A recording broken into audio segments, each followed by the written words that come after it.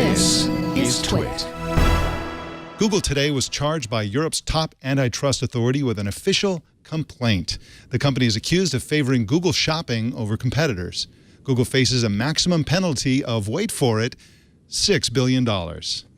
In a separate investigation, the EU will also look into alleged anti-competitive deals made for Google's Android operating system. Todd Frankel writes for The Washington Post and joins us now to sort all this out for us. Welcome to you, Todd. Hi, thanks for having me. Thanks for being on. Now, what was Google's response to these charges? The same response they've sort of maintained all along is that this was baseless and that Europe had overstepped its bounds and that there was really no problem that needed fixing. Astonishingly, the shopping investigation took 5 years to get to this point. How long before there's likely to be a conclusion to all of this? Well, things should move a little bit quicker now that the statement of objections has been filed. The way the groundwork's been laid out is Google has 10 weeks to respond formally, and then can request a public airing of the charges.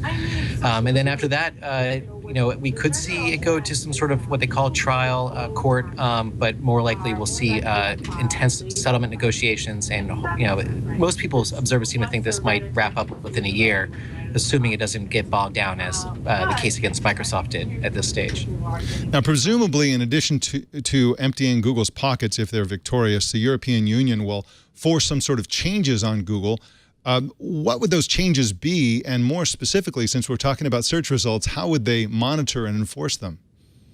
Yeah, that's one of the sticking points in the case. And interestingly, the competitive czar for the EU today, actually, it was earlier today, she had a press conference sort of laying out the case. Margaret Vestager, I think her name is? Vestager, yes.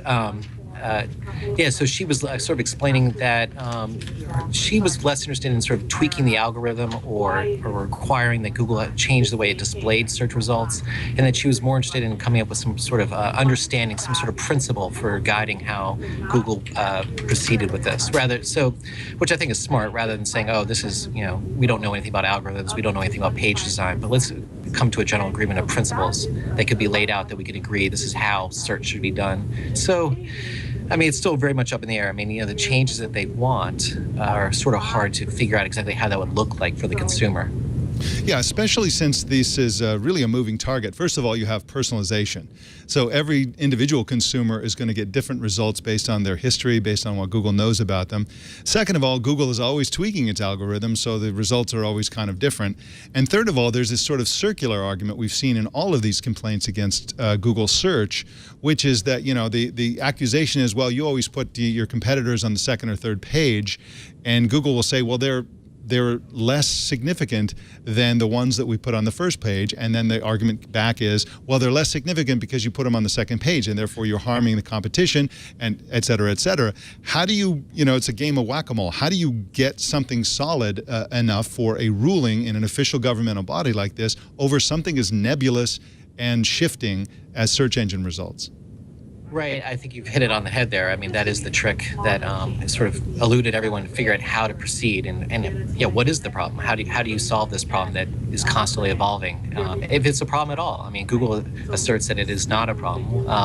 That they released some data today, sort of showing with the Google Travel how lowly it does rank, and Bookings.com does much better, and Bookings.com would probably, someone was pointing out, depends on Google to even be found. So again, it goes back to this thing where, like, all right, we don't know about algorithms, we don't know about page designs, we're not going to ask you to fix that, but we want some sort of general principle where everyone has a fair shot. And for whatever reason, the competitors to Google and this competition commission at the EU feels that they do not have a fair level playing field, and that Google, I think one of the more interesting things about this is that Google has such a large control over the search market in Europe, 90% market share, where in the US we're talking about 67, maybe 70% market share. And it seems to me that the European authorities are somewhat at odds with the public in Europe, because the European public seems almost obsessed with Google and certainly favors it or chooses it over alternatives, and that could also presumably affect Google shopping. If they have the warm and fuzzies about Google in general, then they may choose Google's shopping features over a competitor they may not have heard of.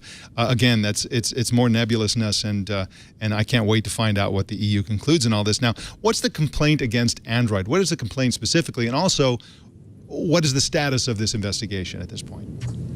It is very, very, very early, and the details that they've sort of revealed so far have been scant. Essentially, Android is they realize that mobile is growing, and everyone's seeing that. That's such an important part of the market, and they suspect that there's something there. And they said these are what they call preliminary findings, and they haven't really revealed what their preliminary findings are. But again, the same issue of competitiveness and whether Google is showing a preference for its own operating system and its own features in the mobile space.